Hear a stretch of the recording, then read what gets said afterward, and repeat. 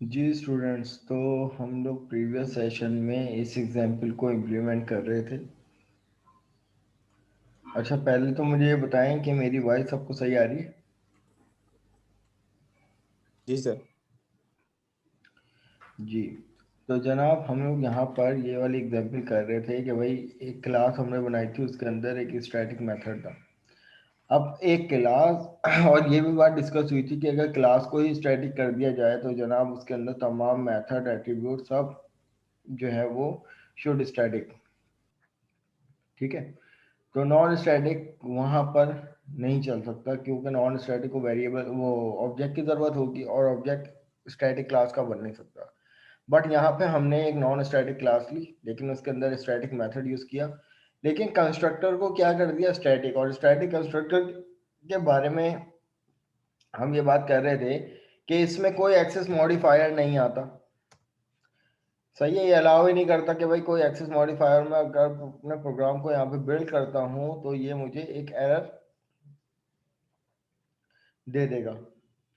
और यहाँ पे कहेगा access modifier are not allowed in static constructor, right. तो भाई स्टैटिक कंस्ट्रक्टर के लिए कोई एक्सेस मॉडिफायर नहीं होता, पहली बात। और जब हम इसकी इम्प्लीमेंटेशन कर रहे थे तो यहाँ पर हमने वो एग्जांपल की थी कि भाई काउंट के नाम से एक वेरिएबल ले लिया था, और उस वेरिएबल को हम इस स्टैटिक कंस्ट्रक्टर की बॉडी में प्लस प्लस कर रहे थे और डिस्प्ले के मेथड से उसको प्रिंट करवा रहे थे। तो अब यहाँ पर हमने क्या किया कि दो इंस्टेंस बना लिए, और ऑब्जेक्ट नंबर 2 से हमने डिस्प्ले का मेथड इम्प्लीमेंट किया था। तो यहाँ पर मैं आप लोगों से बात कर रहा था कि भाई रिजल्ट क्या होगा इसका। तो मुख्तलिफ जवाब आ रहे थे। क्या रिजल्ट होगा भाई इसका? वन। 1 होगा। अब जबकि दो इंस्टेंस बनाए हैं और मैंने कहा कि भाई कंस्ट्रक्टर भी चल रहा है और उसमें इंक्रीमेंट हो रहा है और वेरिएबल जो है वो स्टैटिक है, तो वो नई मेमोरी एलोकेट नहीं करता।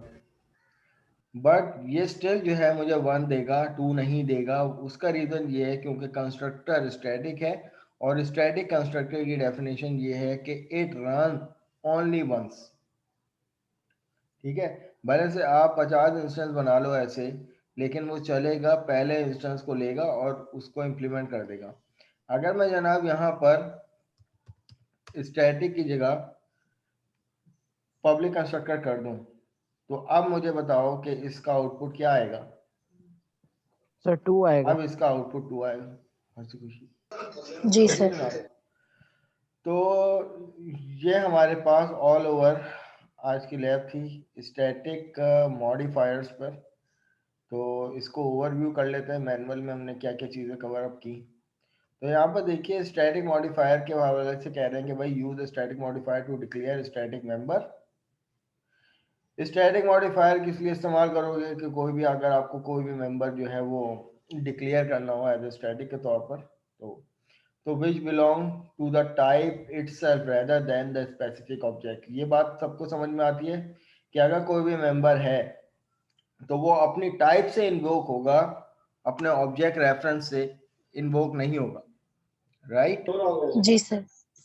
दूसरी बात ये है कि static modifier can be use with the classes, field, method, properties, operator, event, constructor। ये स्टैटिक मॉडिफायर हम किन किन चीज़ों के लिए यूज़ कर सकते हैं वो यहाँ पे इन्होंने लिस्ट डाउन की हुई है। और जिन जिन लोग जिन जिन एलिमेंट्स के लिए हम नहीं यूज़ कर सकते वो कौन कौन है? Indexer, destructor, type and other than the classes. ये जो पहली जो पहले से प्री डिफाइंड क्लासेस थे उनमें। अब स्टैटिक क्लासेस क्या होती हैं? स्टैटिक क्लासेस के बारे में भी आप लोगों को पता चल गया कि भाई स्टैटिक क्लास वो होती है कि जो कि सेम नॉन स्टैटिक क्लास की तरह होती है, but there is one difference कि भाई static can not be instantiated. हमने क्लास को स्टैटिक कर दिया था, कर देंगे, तो यहाँ पर ये वाला काम नहीं हो सकता। तो यहाँ पर भी यही कह रहे हैं कि भाई इंस्टेंशिएटेड का मतलब है नहीं हो सकता। और दूसरे लफ्जों में you can not use a new keyword with create a variable of the class type. ये काम भी नहीं कर सकते। न्यू के कीवर्ड से हम उसका ऑब्जेक्ट भी नहीं बना सकते, because there is no instance variable you access the member of the static class by using the class name itself. ये बात भी हमने इम्प्लीमेंट की थी कि भाई हमने क्लास को स्टैटिक कर दिया तो उसके अंदर जो स्टैटिक फील्ड है, जैसे कि ये, अगर मुझे इस क्लास को मतलब काउंट को अगर मुझे यहाँ पे इम्प्लीमेंट करना है तो मैं v2 डॉट काउंट नहीं कर सकता। मुझे यहाँ पर जो इम्प्लीमेंट करना पड़ेगा वो डायरेक्ट क्लास के नेम से करना पड़ेगा, लाइक व्हीकल डॉट करने के बाद मुझे ये काउंट मिलेगा क्योंकि ये स्टैटिक मेंबर है। ठीक है जनाब। तो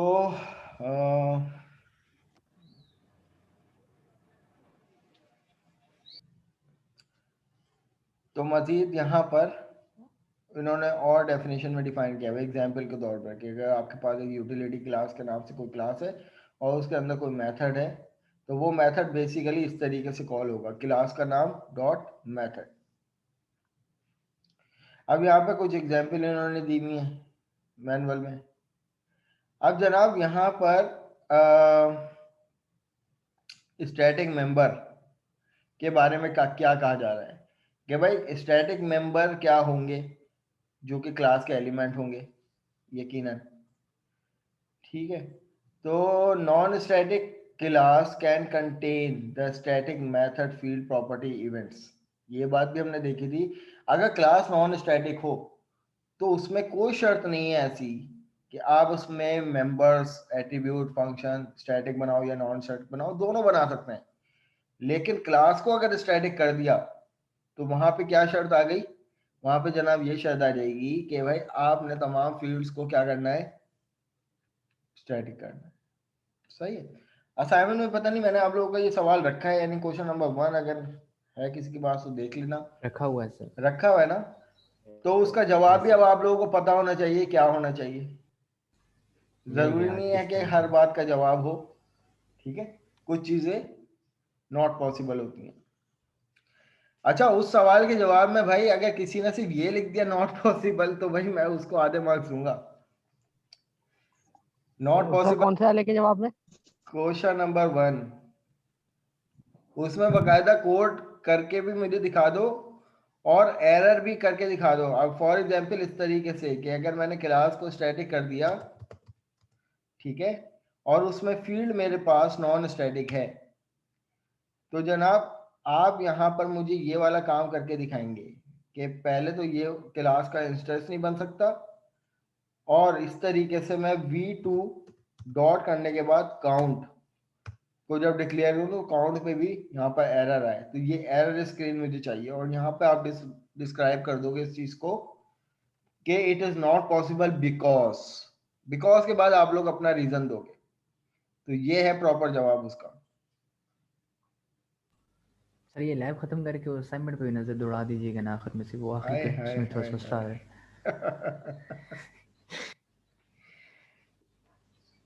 अच्छा वहां से शुरू होगी सर। अच्छा जनाब, तो हमारे पास यहाँ पर ये कहानी खत्म। अब static member is callable by the class even when no instance of the class has been created. अगर किसी भी क्लास में भले से वो नॉन स्टैटिक क्लास है लेकिन उसके अंदर मेंबर स्टैटिक्स हैं तो उस क्लास का ऑब्जेक्ट रेफरेंस की जरूरत ही नहीं है। क्यों? क्योंकि तमाम मेंबर जो हैं वो क्लास के नाम से कॉल होंगे direct. The static member is always access by the class name but no instance name when only one copy of the static member. हाँ हाँ हाँ, ये वाला पॉइंट जो मैंने एग्जांपल आप लोगों को करवाई थी कि भाई स्टैटिक का जो वेरिएबल था काउंट, वो यहाँ पे ये लिखा हुआ है इसका answer. Only one copy of the static member exist regardless how many instance of the class are created. सही है, इंस्टेंस कॉपी कर लेता है और तमाम इंस्टेंस को उसी के मुताबिक चलाता है। Static method and properties can not access non static field. ठीक है, एंड इवेंट। अच्छा जनाब, मुझे एक बात बताइए कि अब मेरे पास यहाँ पर क्लास नॉन स्टैटिक है और यहाँ पर जो है कंस्ट्रक्टर मेरे पास स्टैटिक है। ठीक है, तो ये रिस्ट्रिक्शन है जनाब, इस रिस्ट्रिक्शन को समझिएगा। अगर मेरे पास कंस्ट्रक्टर स्टैटिक है तो उसके अंदर वेरिएबल भी स्टैटिक होने चाहिए, ये शर्त है। ठीक है, ये वाइवा का सवाल आप लोगों से बन सकता है कि किस तरीके से non static member static constructor में इंप्लीमेंट होंगे, तो सीधा सीधा कहोगे नॉट पॉसिबल, होता ही नहीं है। स्टैटिक कंस्ट्रक्टर की शर्त है कि भाई मेंबर जो है वो स्टैटिक होने चाहिए, एट्रीब्यूट वो वेरिएबल, राइट। तो हमारे पास आगे आगे बढ़ते हैं कि and can not access the instance variable of any object unless it is explicitly pass a method parameter। अच्छा जनाब, अब ये कुछ की पॉइंट्स हैं स्टैटिक मेंबर के हवाले से कि static class can not be instantiated using new keyword, ये बात भी सबको समझ में आती है। Static item can only access other static item, for example static class can only contain static members, ये बात भी सबको समझ में आती है। Static method can only contain the static variable and only access other static item. सही है, मेंबर के लिए भी, स्टैटिक मेंबर के लिए, स्टैटिक मेथड के लिए भी ये भाई यही शर्त है। ठीक है जनाब।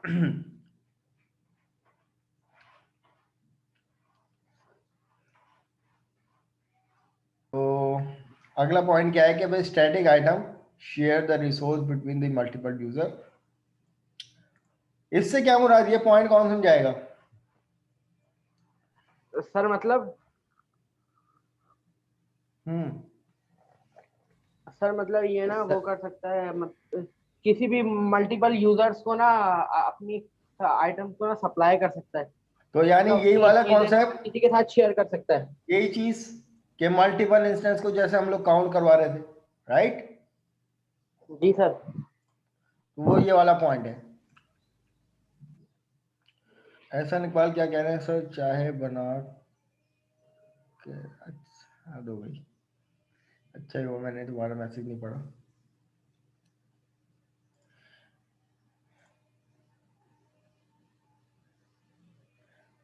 ठीक है जनाब, अब यहाँ पर आप लोगों को एक्सरसाइज में क्या करना है, अच्छा ये कुछ पॉइंट है भाई, ये देख लेना। Static can not B use with indexer destructor, वो लिमिटेशन है कि स्टैटिक हम इन चीज़ों को नहीं बना सकते। Static constructor in non static class run only one when the class instantiated in the first time. ये पॉइंट भी अभी हमने लास्ट इंप्लीमेंट किया है कि कंस्ट्रक्टर अगर स्टैटिक हो गया तो उसकी इंप्लीमेंटेशन सिर्फ ओनली तब होगी जब आपका फर्स्ट इंस्टेंस क्रिएट होगा। ठीक है, उसके बाद आप 50 इंस्टेंस बनाते रहो, कोई फर्क नहीं पड़ता उसकी सेहत पे, उसने एक दफा रन करना है। The static constructor in the static class run only once when on, ये वही पॉइंट रिपीट हो गया शायद। Static member are allocate in high frequency heap area in the memory. जी जनाब, ये हीप के बारे में किसी भाई ने डिस्कस किया था, क्या नाम था भाई आपका? मैंने सर। बिलाल? हबीब ने सर। ठीक है भाई, ये रहा आ आपका गया पॉइंट। समझ। अब जनाब एक्सरसाइज में आप लोगों को क्या करना है, ये देख लीजिए, कंसोल पे इंप्लीमेंट कर देना सारी चीजें कि create a static integer field which keep the count. ये सवाल मैं आप लोगों को करवा चुका हूं। ठीक है, सर तो इसका प्रोग्राम भी दे दीजिएगा, बाकी हम खुद ही उसको अपने हिसाब से एडिट कर लेंगे। तो करना क्या करवा है? दिया, फायदा हो जाए। अभी करना क्या, ये वाला सवाल मैं करवा चुका हूँ, आते के साथ ही यही वाला सवाल करवाया था कि तो सर देखो छोड़ देंगे, क्रिएट ये क्रिएट वाला छोड़ इंटीजर देते हैं। फील्ड, नहीं तो हम विंडोज फॉर्म पे करवाएंगे ना अब ये वाले सवाल को। नहीं सर ऐसा नहीं कर रहा सर, इतना तो नहीं कर रहा। ये तो होगा, कॉन्सेप्ट आ गया तो विंडोज फॉर्म पे अप्लाई करने में क्या प्रॉब्लम है, सब तो आता है तुम लोगों को। सर प्रॉब्लम ये है कि विंडोज फॉर्म बहुत टाइम कंज्यूमिंग है। अबे नहीं है यार, अभी मैं विंडोज फॉर्म पे ये एग्जाम्पल करवाने वाला हूँ तुम लोगों को, बड़ी जबरदस्त सी, तुम लोगों को सर्च बार बनाना सिखाता हूँ। अच्छा सर एक क्वेश्चन था मेरा। हम्म सर सी शार्प में इसको सॉरी कंसोल एप्लीकेशन में फॉन्ट साइज चेंज हो सकता है? कांस्टेंट फॉन्ट साइज फॉन्ट हो साइज सकता है, हो सकता है। कंसोल एप्लीकेशन में। हाँ हाँ हो सकता हो है। सकता है। सर रन टाइम पे करना है, सिर्फ एक हाँ पर्टिकुलर लाइन का। भाई प्रॉपर्टीज होती है ना, तुम्हें कुछ लाइब्रेरी एक्सेस करवानी पड़ेंगी, प्रॉपर्टीज होती हैं, इस्तेमाल करो। वो क्या होता है अपना, बाकायदा फॉन्ट के कलर भी चेंज होते हैं। सर फॉन्ट के कलर चेंज हो जाते हैं, ना फॉन्ट बोल्ड हो रहा है और ना ही उसका साइज बड़ा हो रहा है। वो रन टाइम पे जब CMD की कमांड चलती है तो उसकी प्रॉपर्टीज में जाके करो, वहां से हो जाएगा। हाँ होता है भाई। वो तो कंपाइलेशन टाइम पे पूरे जब console program run application out का हो होता है जाएगा ना, ना भाई? एग्जीक्यूट होता है। भाई वो तो पूरे कंसोल एप्लीकेशन का हो जाएगा ना। मुझे एक पर्टिकुलर लाइन का फॉन्ट साइज इंक्रीज करवाना है, जैसे कोई एरर आए तो वो बोल्ड होके आए।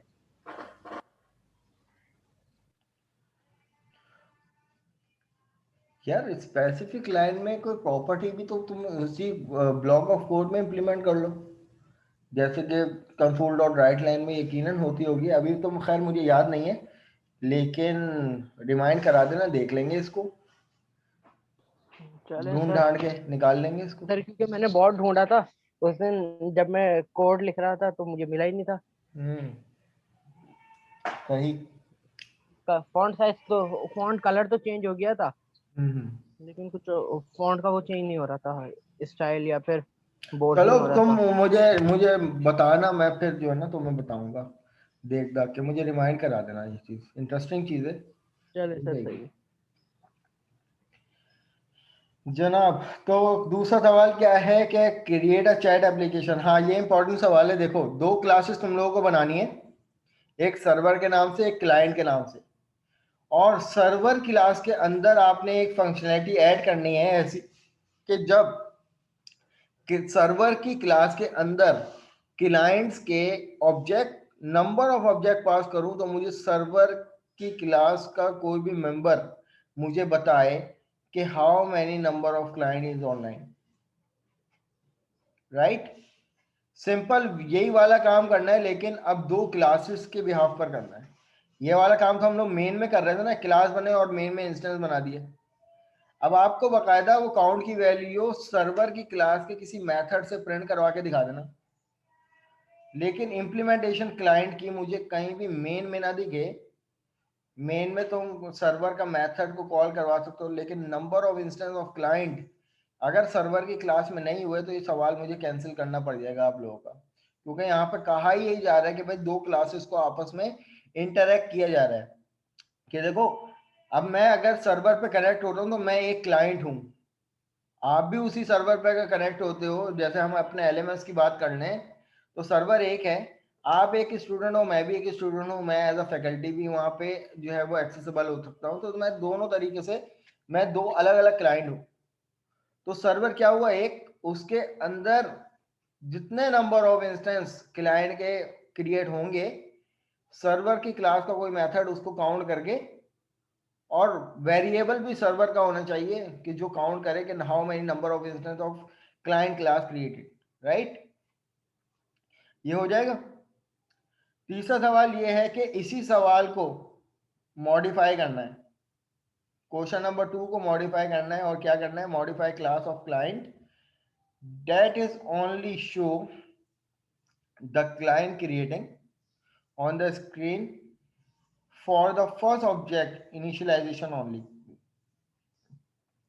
चौथे सवाल में क्या करना है कि दोबारा इसी प्रोजेक्ट को क्या करना है, इसी एप्लीकेशन को आपने मॉडिफाई करना है कि modify class such that server now can broadcast message to all client like exercise number 1 and send individual message to.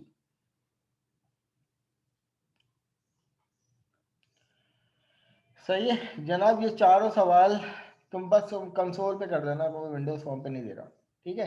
और ये कंसोल पे इनका कोड करके मुझे आउटपुट स्क्रीन शो कर देना, दैट्स इट, राइट।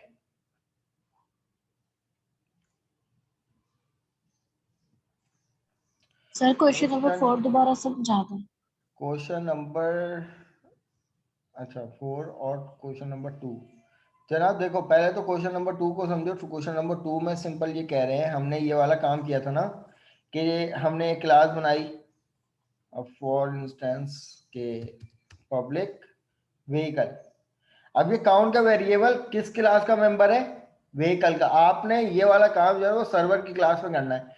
सर्वर की क्लास बनानी है, सर्वर की क्लास का काउंट का मेंबर बनाना है, और उसके कंस्ट्रक्टर में या मेथड में आपकी अपनी मर्जी है, कोई फंक्शनलिटी ऐसी ऐड कर दो कि अगर मैं इस क्लास के अंदर, अगर फॉर सपोज मेरे पास एक और क्लास है यहाँ पर, क्लास क्लाइंट, अब ये एक अलग क्लास है।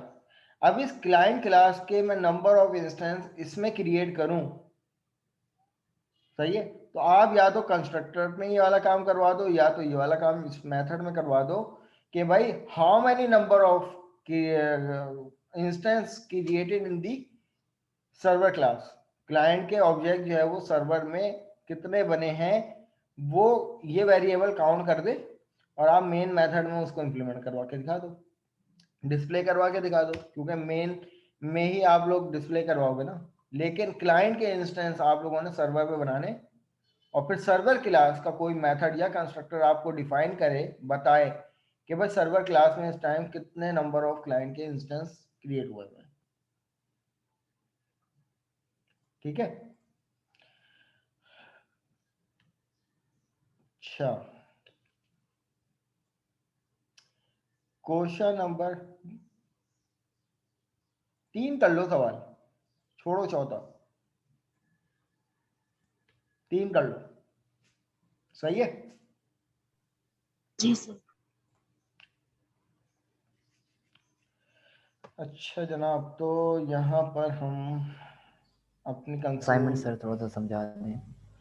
असाइनमेंट के बारे में डिस्कस कर लो। चलो भाई असाइनमेंट के बारे में आ जाओ।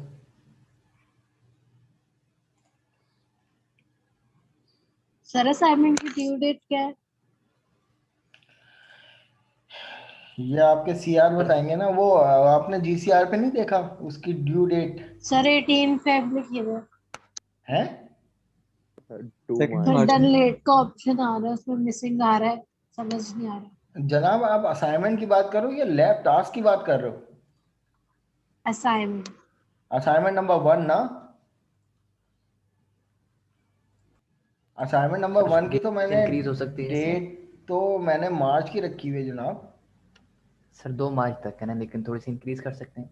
नहीं, इंक्रीज नहीं हो सकती, क्योंकि पता है वो आखिरी वीक है, और उससे पहले पहले जो है ना आपकी मार्किंग वगैरह सारी लगा के एलएमएस पर अपलोड करनी है फिर, क्योंकि करूँ फिर मैं आपके सेशनल ब्लॉग बंद हो एक जाएंगे ना। जी 1-2 दिन बढ़ा दें, क्योंकि वो पहले तो आपने 17 फरवरी को दिया था तो ज़्यादा टाइम लग रहा था, लेकिन पता चला फिर वो तो 28 दिन है इस महीने के। 3 दिन तो वैसे ही खा गए। यार सवाल हैं कितने समझा उसमें? देता हूँ फिर उसको।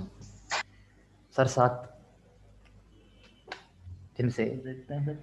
पहले का तो मसला नहीं है, रेस्ट ऑफ 6 हैं जिनमें से 2 सर में पर आखिरी ट्रिकी कुछ समझ सवाल में था। नहीं आ रहे।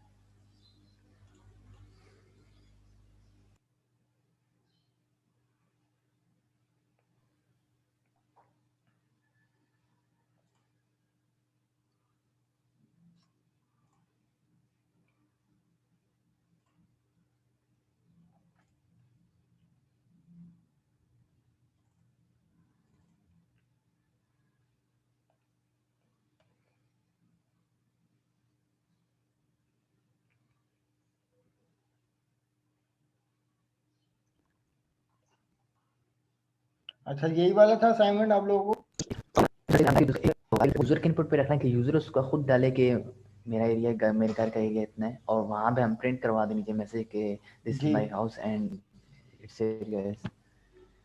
जी सर बहुत समझ आ गया, लेकिन जब उसको हमने इम्प्लीमेंट करवा दिया, मतलब स्क्रीन पे शो करवा दिया, तो हमें गेटर सेटर की क्या ज़रूरत है? गेटर सेटर की थर्ड इसलिए लाइन जरूरत है, इंक्लूड कर रहे हैं etc. हाँ इसलिए शायद गेटर सेटर की जरूरत है क्योंकि हो सकता है आपका एरिया का जो वेरिएबल हो वो प्राइवेट हो। आप किसी भी प्राइवेट फील्ड को अगर पब्लिक कर देंगे आउटसाइड द पहले ही। क्लास एक्सेस करवाना हो तो इनकैप्सुलेशन का कॉन्सेप्ट लगता है। तो ये यहाँ पर जो है ना वो गेट और सेट का मेथड लगेगा प्रॉपर्टी। और ये वाला टॉपिक हमारे लैब नंबर 8 है। तो ये वाला सवाल रखने का मकसद ये था कि असाइनमेंट जब तक कि हमारे पास ये वाली लैब आएगी तो ये वाला सवाल भी कवर अप हो जाएगा। तो इसमें जो है वही वाला कॉन्सेप्ट लगना है कि एक याद रखिए गेट सेट एक अप्रोच है, गेटर और सेटर, और एक कुछ ऑटो इम्प्लीमेंटेड प्रॉपर्टी भी आती है जिसमें कोई, तो वो बस वो हमेशा समझ में पब्लिक आ होंगे। गया, हाँ तो बस वो पढ़ लिया इसलिए था। जो आपका जो एरिया है ना वो फील्ड आपको, वो एक एट्रीब्यूट है ना, यहाँ पे देखो लिखा हुआ है कि house with N attribute area. अब ये एट्रीब्यूट एरिया जो है वो अगर गेट सेट से अगर आप इम्प्लीमेंट करने को कहा जा रहा है तो वो यकीनन इसलिए कहा जा रहा है कि भाई ये क्लास के अंदर इसका स्कोप प्राइवेट है। सही है। तो इनकैप्सुलेशन क्या होती है कि भाई आप बज़ाहिर तौर पे देखो कि ये वैल्यू हम किसी और वेरिएबल में दे रहे हैं, लेकिन एक्चुअल में वो जा किसी और वेरिएबल में रही होती है। ठीक है। तो इसकी मिसाल भी हम लोग यही देते हैं ना कि भाई कैप्सूल की।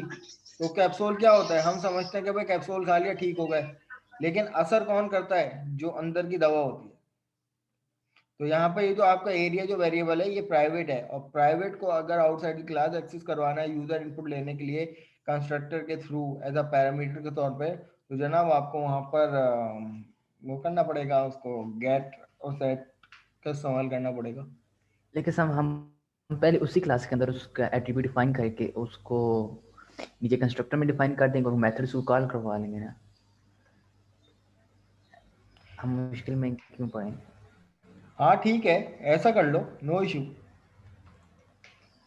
लेकिन वो अगर भी सही है ना सर, गलत तो हाँ नहीं है हाँ ना वो। सही है, कंस्ट्रक्टर तो पब्लिक होगा ना। सही है।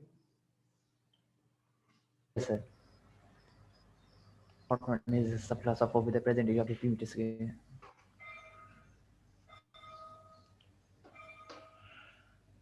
अच्छा जनाब, अब हमारे पास यहाँ पर एक एग्जाम्पल मैं आप लोगों को करवाना चाह रहा था विंडोज फॉर्म की। छोटी सी एग्जाम्पल है, सिंपल है, इसमें क्यूरी पास होगी और ज़्यादा कुछ नहीं है उसमें। तो मैं यहाँ पर अपनी प्रोजेक्ट को क्रिएट कर लेता हूँ।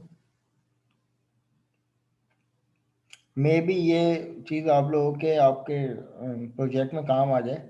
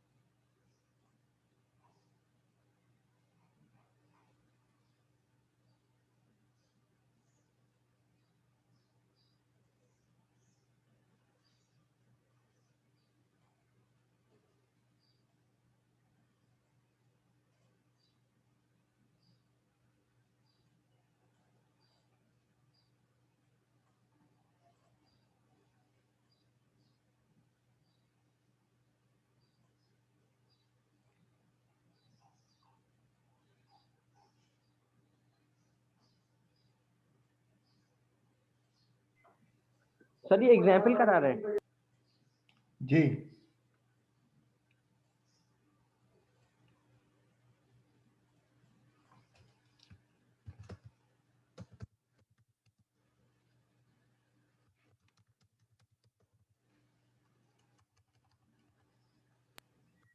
सर वैसे थ्योरी के प्रोजेक्ट के लिए कुछ आइडियाज तो दें। सर से डिस्कस नहीं हुआ आप लोगों के?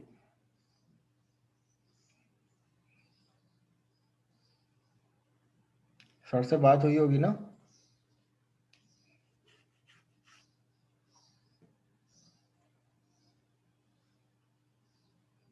जी असाइनमेंट के सारे क्वेश्चन कंसोल पे करने हैं, कोई विंडोज फॉर्म का चक्कर नहीं है।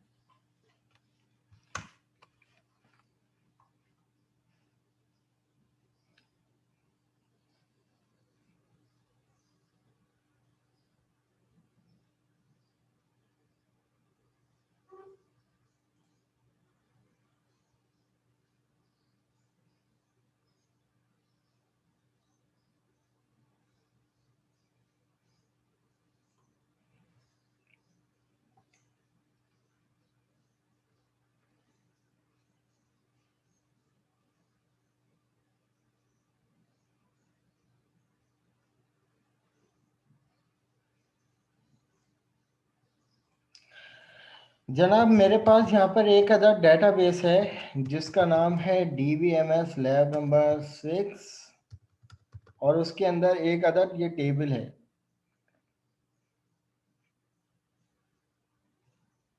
ठीक है, अब इस टेबल के अंदर आप लोग देख रहे हैं कि कौन कौन सा एट्रीब्यूट है, name, ID, name, email, age, salary, gender और सिटी। अब यहाँ पर हमारे पास देखें जो सर्च बार होती है ना उसके पीछे कोई ना कोई क्यूरी भी हम लोग इम्प्लीमेंट कर सकते हैं और क्यूरी के थ्रू जो है वो हम अपने डाटा को सर्च आउट भी कर सकते हैं। तो याद रखिएगा एसक्यूएल सर्वर में किसी भी रिकॉर्ड को सर्च करने के लिए ना कुछ क्लॉज यूज होते हैं, जैसे कि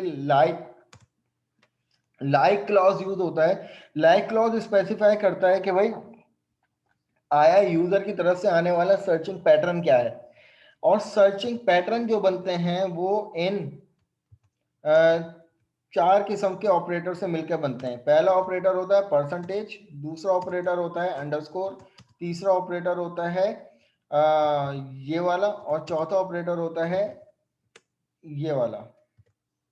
ठीक है जनाब, तो ये चार किस्म के, और इनको कहते हैं एसक्यूएल वाइल्ड कार्ड ऑपरेटर्स। क्या कहते हैं? Wild card operator. और इन चार ऑपरेटर्स से मिलकर बनता है एक पैटर्न, और उस पैटर्न को कौन आइडेंटिफाई करता है, कौन रीड करता है? लाइक का क्लॉज। अब देखें एग्जाम्पल एक मैं सबसे पहले लेता हूं। यहाँ पे मेरे पास एम्प्लॉयज हैं बहुत सारे ना, 10 लोगों का रिकॉर्ड है। अब मुझे उनके नेम से उनके रिकॉर्ड को सर्च करना है कि भाई मैं चाहता हूं कि भाई मुझे उन लोगों का रिकॉर्ड डिस्प्ले हो जाए कि जिनके नाम का स्टार्टिंग करेक्टर जो है वो एन होना चाहिए। तो अब ये मेरे पास एक पैटर्न है। क्या क्या पैटर्न है कि भाई मुझे सिर्फ उन लोगों का नाम डिस्प्ले हो जाए जिनके नाम, अब नाम कोई भी हो मुझे उससे कोई फर्क नहीं पड़ता, लेकिन उनका नाम का पहला कैरेक्टर क्या हो? एन हो। तो जनाब हमारे पास, और मैं चाहता हूँ उनका पूरा रिकॉर्ड डिस्प्ले हो जाए, तो मैं यहाँ पे सबसे पहले अब एक क्यूरी डिजाइन करने जा रहा हूँ। मैंने यहाँ पे लिखा सेलेक्ट स्टैटिक फ्रॉम एम्प्लॉय। अब ये तो मेरे पास लेके आएगा पूरा रिकॉर्ड। अब उन लोगों में से मुझे सिर्फ उन लोगों का रिकॉर्ड सेलेक्ट करना है कि जिनके नाम का पहला कैरेक्टर क्या हो? एन हो। तो मैं कह दूंगा भाई सेलेक्ट करके दे दो उन सबका पूरा रिकॉर्ड एम्प्लॉय के टेबल में से, वेयर जिनका नेम, अब मैं किस एट्रीब्यूट पे फिल्टर लगा रहा हूँ? नेम पे। वेयर नेम लाइक के बाद लाइक मांगता है पैटर्न, और पैटर्न कैसे बनेगा? आप पहले अगर स्ट्रिंग वैल्यू है, क्योंकि देखो नेम क्या है? varchar है, एक स्ट्रिंग वैल्यू है, ईमेल varchar है। ठीक है, ये क्या है? मेरे पास स्ट्रिंग वैल्यू, तो स्ट्रिंग के लिए हम लोग सिंगल कोटेशन लगाते हैं। अब इसके अंदर हम क्या बनाएंगे? अपना एक पैटर्न बनाएंगे। अब यहाँ पर मैं कहता हूँ कि एन। अब ये मैंने डिफाइन तो कर दिया कि भाई मुझे उन लोगों का रिकॉर्ड डिस्प्ले करके दे दो जिनके नाम में ये पैटर्न है। अब ये एन क्या क्या मतलब है? एन एक जनाब एक करेक्टर है। अब मैंने यहाँ पे शर्त लगाई हुई है, अब इसको इस टाइम नहीं पता कि भाई क्या ये एन जो है वो आखिर का करेक्टर हो, क्या ये एन जो है वो स्टार्टिंग करेक्टर हो, या एन जो है नाम में कहीं भी एग्जिस्ट करता हो, ये तो हमने नहीं बताया। तो क्लास पहला ऑपरेटर हमारे पास है ये वाला परसेंटेज, जो कि स्पेसिफाई करता है सीक्वेंस ऑफ करेक्टर। क्या करता है? स्पेसिफाई करता है सीक्वेंस ऑफ करेक्टर। मैंने यहां पर परसेंटेज लगा दिया। अब यहां पर ही परसेंटेज लगाने का मतलब क्या है कि देखें कोई भी करेक्टर, एन क्या था मेरे पास? करेक्टर। अब जरूरी नहीं है कि भाई मैं यहाँ पर एक ही करेक्टर दे सकता हूँ, मैं एक से ज्यादा करेक्टर दे सकता हूँ, लेकिन एन में परसेंटेज लगाना ये स्पेसिफाई करता है कि वो स्पेसिफिक पैटर्न स्टार्ट में एग्जिस्ट करता हो, नाम के स्टार्ट में एग्जिस्ट करता हो। इसका मतलब ये है कि भाई मुझे उन लोगों का रिकॉर्ड डिस्प्ले करके दे दो जिनके नाम का पहला कैरेक्टर, यानी जिनके नाम में एन जो है वो स्टार्टिंग कैरेक्टर में स्टार्ट में एग्जिस्ट करता हो, बिल्कुल पहला कैरेक्टर जो है वो ये हो। तो मैंने परसेंटेज का ऑपरेटर जो है वो जनाब यहाँ पे लगा दिया। तो यहाँ पर मैं इन दोनों क्यूरी को एक साथ एग्जीक्यूट करता हूँ। तो यहाँ पर रिजल्ट चेक करते हैं कि रिजल्ट क्या आएगा। ठीक है, यहाँ पर ये रिजल्ट देख लीजिए, 10 लोगों का रिकॉर्ड तो ये आ गया, और उसके बाद जो दूसरी क्यूरी है वो कितने लोगों का रिकॉर्ड डिस्प्ले कर रही है? सिर्फ 2 लोगों का। और वो 2 लोग कौन है? जिनके नाम का पहला कैरेक्टर क्या है? एन है। अब इसी तरीके सर से ये जो परसेंटेज यूज होता है जी जी। ये फर्स्ट कैरेक्टर के लिए यूज होता है। नहीं नहीं नहीं नहीं नहीं, ये स्पेसिफाई करता है कि जो स्पेसिफिक पैटर्न है ना, वो क्या स्टार्टिंग में एग्जिस्ट करता है, एंडिंग में एग्जिस्ट करता है, या एनीवेयर। अच्छा परसेंटेज अच्छा इस अच्छा चीज अच्छा। को स्पेसिफाई करता है। देखो अब पैटर्न मेरे पास ये होगा, हो सकता है मेरे पास कुछ नाम ऐसे हों जो कि स्टार्ट एंडिंग में, में ना रहा। जो कि स्टार्ट में सैयद जिनके लगता हो। अब ये सैयद क्या है, ये स्पेसिफिक पैटर्न है, लेकिन परसेंटेज क्या आइडेंटिफाई कर रहा है कि बस उन लोगों का नाम डिस्प्ले होगा जिनके नाम, कि वो पहले होंगे, हाँ, जिनका नाम में और अगर ये पैटर्न 4 को आखिर कैरेक्टर में पहले लगा होंगे। दे। ठीक है, अच्छा, अब और यहाँ अगर पर, हाँ सैयद को आगे, सैयद के आगे लगा देंगे तो बाद में होना हाँ चाहिए, एंड आखिर में में होना चाहिए स्पेसिफाई तो होगा। अगर मैं इसी परसेंटेज को यहाँ पे लगा दूं तो इसका मतलब ये होगा कि उनके नाम का आखिर के कैरेक्टर ये होंगे इस सीक्वेंस से, ओके सर, अब समझ में आ गया। इसी सीक्वेंस से। तो अभी मैं फिलहाल यहाँ पर इसको एग्जीक्यूट करता हूँ। तो यहाँ पर देखिए मुझे सिर्फ उन लोगों का रिकॉर्ड डिस्प्ले करके देगा जिनका नाम स्टार्ट कहाँ से हो रहा है, SYED से। ठीक है, अब मुझे क्लास ये बताइए कि अगर मैं यहाँ से E हटा दूं, ये मैंने हटा दिया, तो अब मुझे यहाँ पर एक भी रिकॉर्ड डिस्प्ले नहीं होगा, क्योंकि SYD से कोई नाम नहीं है, SY के बाद E भी है। तो इस चीज को क्लियर करो कि भाई परसेंटेज से पहले जो भी सीक्वेंस, मैंने क्या कहा कि परसेंटेज आइडेंटिफाई करता है सीक्वेंस ऑफ करेक्टर, करेक्टर की जो भी सीक्वेंस है। आप ये इसको ये मत समझ लेना कि भाई अगर S से आएंगे तो वो भी नाम चल जाएंगे, जिनका नाम Y से स्टार्ट होगा वो भी चल जाएंगे, नहीं, जिनका नाम में स्टार्टिंग ये वाला पैटर्न होगा तो वो स्पेसिफाई होगा। अब इसी तरीके से मैं कह रहा हूं कि भाई मुझे उन लोगों का रिकॉर्ड डिस्प्ले करके दे दो जिनका नाम एंड होता है इस पैटर्न पे। तो एंड को स्पेसिफाई करने के लिए इस तरीके से मैं परसेंटेज लगाऊंगा। तो अब मुझे यहां पर उन लोगों का रिकॉर्ड डिस्प्ले करके देगा जिनका नाम एंड होता है, आखिर के कैरेक्टर जो है वो ईडी पे हैं, ईडी पे हैं, ईडी पे हैं। राइट, ये वाली बात कितनों को समझ में नहीं आई? तो परसेंटेज आइडेंटिफाई कर रहा है कि आइदर, अब जनाब मैं यहां पे कहता हूं कि भाई मैंने जो एक कैरेक्टर लिया था एन, अब वो N uh anywhere in the name exist करता हो तो मैं जनाब दोनों तरफ परसेंटेज लगा दूंगा। तो दोनों तरफ परसेंटेज लगाने का मतलब कि वो स्पेसिफिक पैटर्न नाम में कहीं भी एग्जिस्ट अगर हो जाएगा तो वो उसको सर्च कर देगा। तो यहां पर देखिएगा कि इनमें से उन लोगों का नाम आएगा